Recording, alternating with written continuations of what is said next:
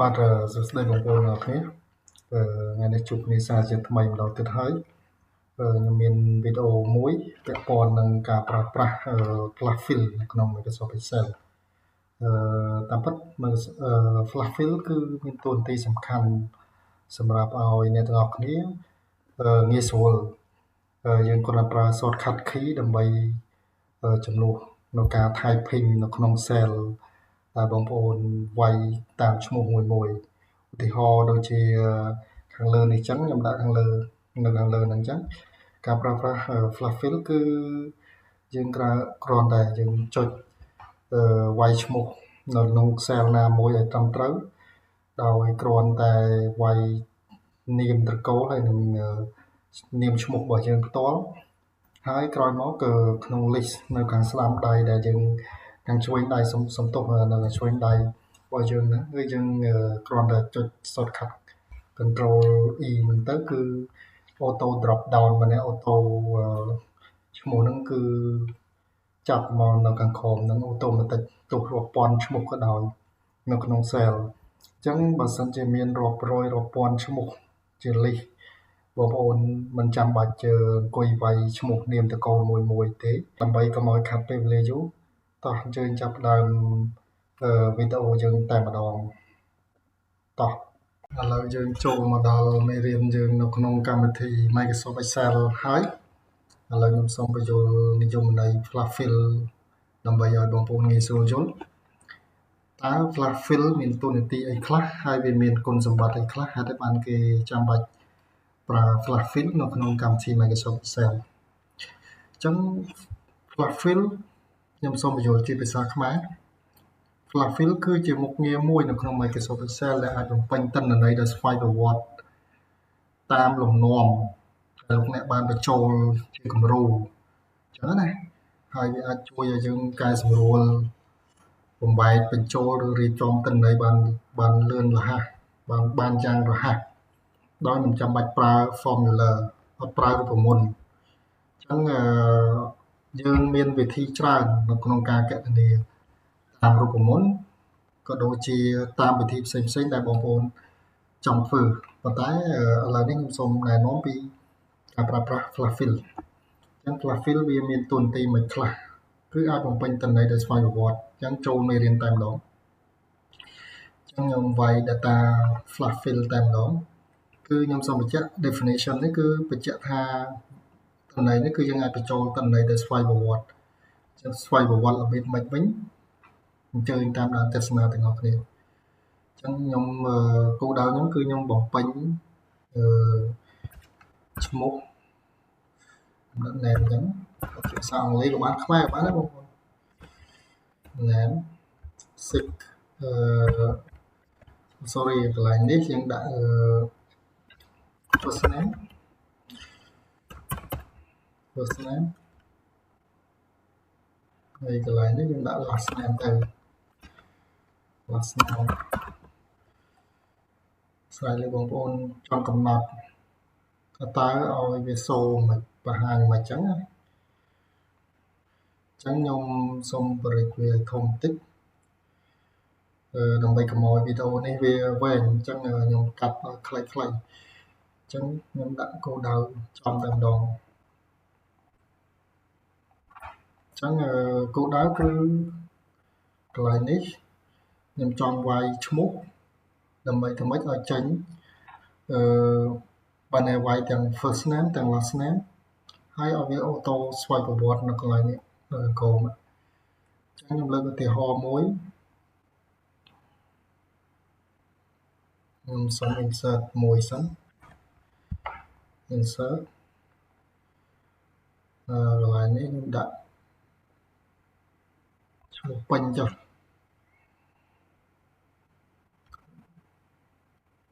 ឧទាហរណ៍ថាឈ្មោះចនខ្ញុំដាក់ឧទាហរណ៍មួយណាចន Michael ឈ្មោះបរទេសចុះឧទាហរណ៍អញ្ចឹង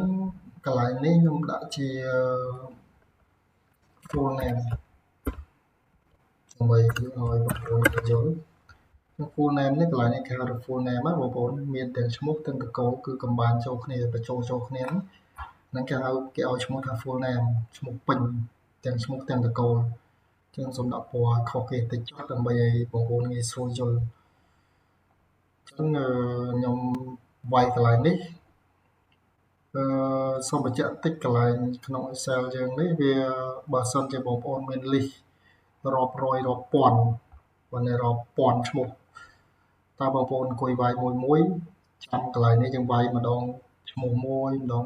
តកូលមួយឈ្មោះមួយតកូលមួយអត់ចឹងអាចខាត់ពេលវេលាចឹងខ្ញុំសូមវាយតែម្ដងឧទាហរណ៍ John Mike John កន្លែងនេះ last name របស់គាត់ដាក់ Michael ចឹងឲ្យដូចឈ្មោះខ្ញុំមិនចុះ Michael អញ្ចឹងគោលដៅខ្ញុំគឺខ្ញុំចង់កំបាញ់កន្លែងរូបមន្តនេះចូលគ្នាធម្មតាក្នុង Excel វាមានរូបមន្តយើងចងធ្វើម៉េចឲ្យចូលគ្នាបានអញ្ចឹងណាខ្ញុំលើកឧទាហរណ៍មួយមុននឹងចូលយើងចូល flash fill អញ្ចឹងឧទាហរណ៍យើងចុចកន្លែងនេះទៅចុច n ហើយចុច last name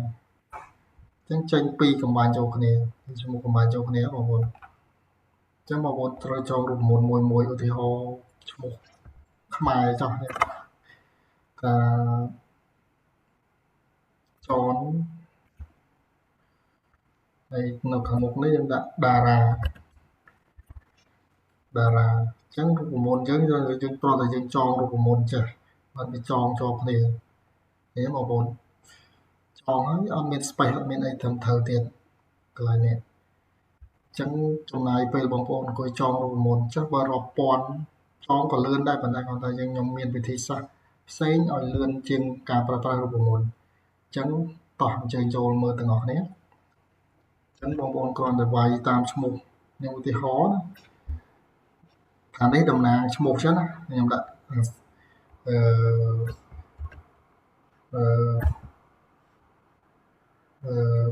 អ្នកខ្លាកន្លែងនេះខ្ញុំសុំ delete រូបមន្តវិញអ្នកខ្លាជូរីចុះជូរីនេះខ្ញុំដាក់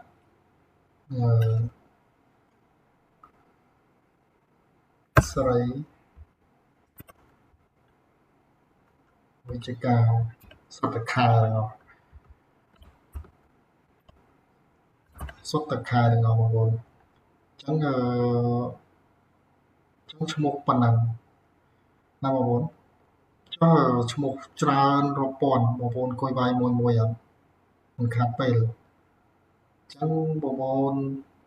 ទាមទារឲ្យបងប្អូននេះបងប្អូនចង់វាយកន្លែងនេះបញ្ចូលដាក់ John sorry John យើងចង់បញ្ចូលឈ្មោះចូលគ្នាទាំងឈ្មោះទាំង full name ទាំងឈ្មោះតកូលអីចូលគ្នាចង់វាក់អង្គុយវាយ John Michael មួយអញ្ចឹងឬក៏ John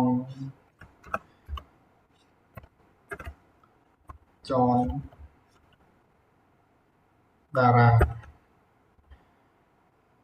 អញ្ចឹងអាចបើរាប់ម៉ឺនរាប់ពាន់ឈ្មោះខ្ញុំសូមបញ្ជាក់ដដែលបងប្អូននឹងធ្វើអង្គុយវាយនេះកន្លះព្រឹកហើយមួយកណ្ដាប់ព្រឹកហើយការងារគេត្រូវធ្វើតែ3នាទីបងប្អូនធ្វើទៅដល់រហូតទៅដល់2ម៉ោងចឹងខាត់ពេលអញ្ចឹងរបៀបទី1មិញខ្ញុំចងរូបមន្តឲ្យមើលហើយអញ្ចឹង flash fill គឺងាយស្រួលបំផុតគឺបងប្អូនគ្រាន់តែវាយឈ្មោះក្នុង cell នេះមួយធ្វើម៉េចឲ្យត្រូវខ្ញុំតំណាងនេះខ្ញុំអូសចុះមកក្រោមចុះខ្ញុំតំណាងថាឈ្មោះផ្សេងគ្នាចុះដាក់អរេចុះហើយអូសចុះ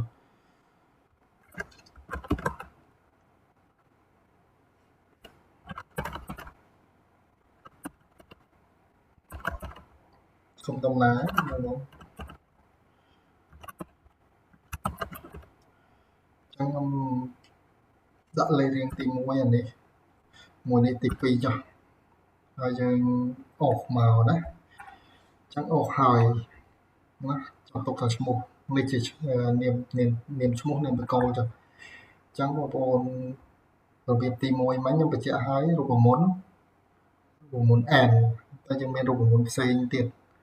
ដើម្បីចងវាបានអញ្ចឹងទី1យើងវាយឈ្មោះច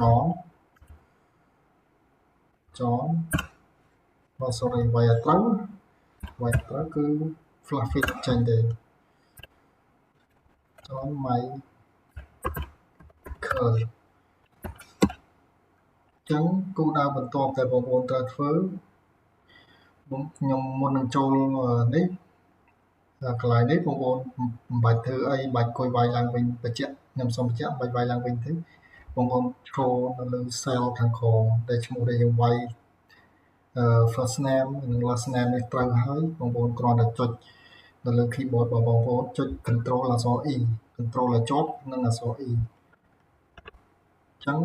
គឺឈ្មោះបង្ហាញមករួចជាការស្រេចហើយដក clear ឲ្យបងប្អូនទៀតនេះឃើញទេ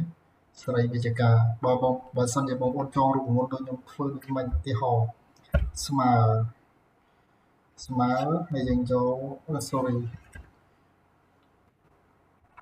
ខ្ញុំចូលរូបមន្តនេះមិញស្មើហើយយើងយក data នេះហើយយើងដាក់សញ្ញា n មកដាក់តន្លែងនេះអញ្ចឹងយើងចាំមើលតើវាខុសគ្នាមិនអូសមកនេះអ្វីដែលខុសអង់គ្លេសវាដក clear ឲ្យតែអ្វីដែលខុសគឺអក្សរខ្មែរនេះដក clear យើងឃើញទេអញ្ចឹងបងប្អូនត្រូវធ្វើតាមវិធីសាស្ត្រនេះគឺងាយស្រួលគ្រាន់តែវាយឈ្មោះ first name ឲ្យត្រឹមត្រូវ last name ឲ្យត្រឹមត្រូវ then control E គឺចុច control E អញ្ចឹងក្នុង Excel របស់ខ្ញុំទាក់ទងនឹង flash fill ខ្ញុំមានតែប៉ុណ្ណឹងហើយបងប្អូនងាយយល់អញ្ចឹងបងប្អូនអាចចូលទៅមើលក្នុងកន្លែងនេះកន្លែង file បងប្អូនឈរនៅលើពាក្យ file ហើយបងប្អូនឈរនៅលើពាក្យអីគេបងប្អូនឈរនៅលើពាក្យ option ហើយបងប្អូនទៅរកពាក្យ advanced ហើយបងប្អូនទៅទីកន្លែង automatic flash fill បងប្អូន automatic flash fill អញ្ចឹងបងធីកមើលហើយបងប្អូនចូលទៅវាយ data មិញតើវាមានអីខុសប្លែកពីអ្វីដែលយើងចុច control E មិញតោះបងប្អូនអញ្ចឹងបងប្អូនធីកឡើងរួចហើយបងប្អូនសាកវាយពាក្យចងវាយត្រូវចង Michael អូខេអញ្ចឹងបងប្អូនចុចអក្សរខ្មែរមកតើវាខុសគ្នាមិនចុច Shift L ហើយបងប្អូនវាយពាក្យចងនេះអ្វីដែលខុសប្លែកគឺបងប្អូនកំណត់លើ file ហើយយកពាក្យ flash fill មិញ auto flash fill មិញគឺវាយតែឈ្មោះខាងដើមនេះចេញតែមកក្បាលបន្ទាត់គឺវាចាប់មក flash fill automatic អញ្ចឹងបងប្អូនគ្រាន់តែចុច tab មកគឺវាចាប់ flash fill automatic អញ្ចឹងរបៀបហ្នឹងគឺងាយស្រួលជាងបងប្អូន control E ទៀតអញ្ចឹងបងប្អូនធ្វើមិញគឺបងប្អូនចុច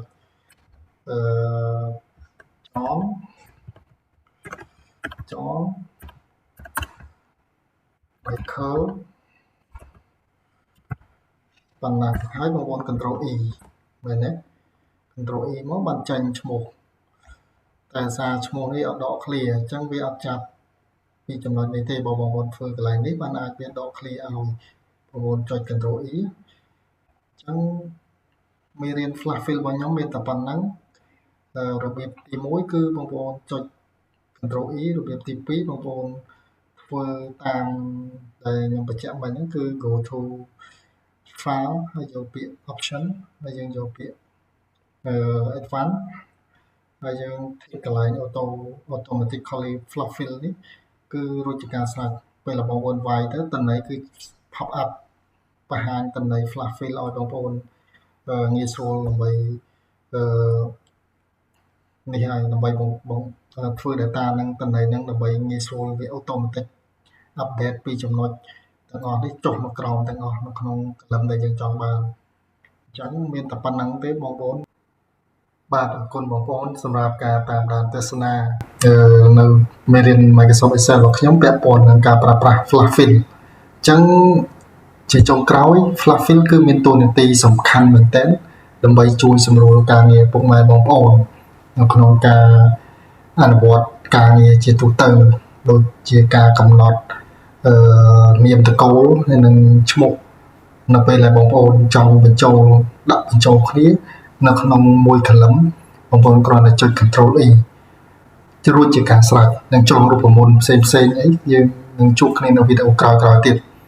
ហើយបើសិនជាបងប្អូនស្រឡាញ់និងពេញចិត្តនៅវីដេអូរបស់ខ្ញុំនៅក្នុងការបង្កើតនេះសូមចូលទៅ Subscribe ម្នាក់មួយដើម្បីទទួលបានវីដេអូថ្មីៗបន្ថែមទៀតខ្ញុំសង្ឃឹមថាខ្ញុំនឹងចែកចម្លែកមេរៀនជាច្រើនពាក់ព័ន្ធនឹងមេរៀន Microsoft Excel ក៏ដូចជា